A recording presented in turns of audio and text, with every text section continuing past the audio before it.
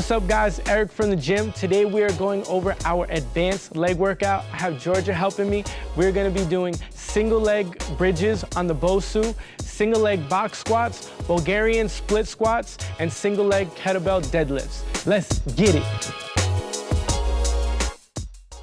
This is the final progression on the leg bridge or the glute bridge.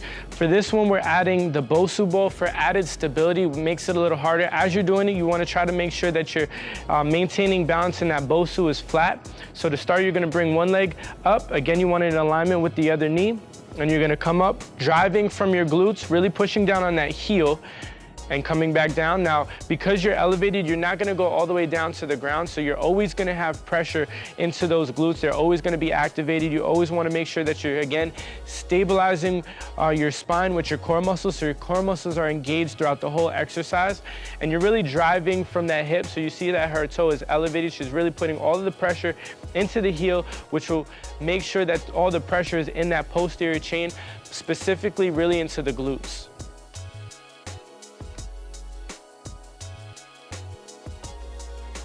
For this exercise, you're gonna wanna start sitting.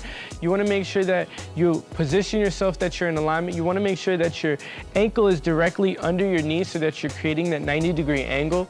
When you bring your leg up, you wanna make sure that you're shifting the weight into your hips so that you're loading the weight into that glute muscle. When you come up, you wanna make sure you're really driving from your heel, and you want to come straight up so that you finish the movement and you're engaging the glutes to push your hips straight into alignment. As you come back, you want to really exaggerate getting your glutes back. That'll pull you into alignment so you don't have to worry about jamming yourself up and your knee coming forward, so that it'll bring you back into that 90-degree angle. For this exercise, it's basically the same principle and movements as a reverse lunge. You want to make sure that you come up far enough so that you're not jamming yourself with the TRX. The only difference is we are using a TRX for this exercise, so you're going to have your foot into the TRX. You're going to have it within both straps, not just one.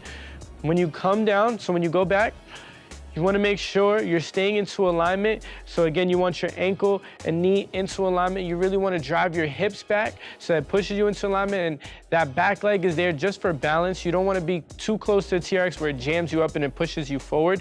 You want to really maintain core stabilization. That's part of the balance aspect, but it also will prevent you from curving your spine or bending forward. You want to make sure that you're staying upright throughout the whole exercise. And you want to make sure that you're coming all the way up, really engaging, pushing through all the way from the heel into the glute to push your hips straight so that you're standing straight up and completing the full range of motion.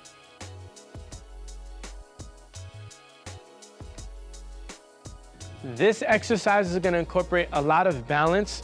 You're going to be on one leg. When you do it, you want to make sure that you don't lock out that leg and keep the leg completely straight to the point where your knee is locked. You want to have a slight bend in the knee, but when you go to pick up the weight, you want to pick it up with 2 feet so that you don't increase the risk of injury by being off balance, and we want to limit the risk of injury at all costs.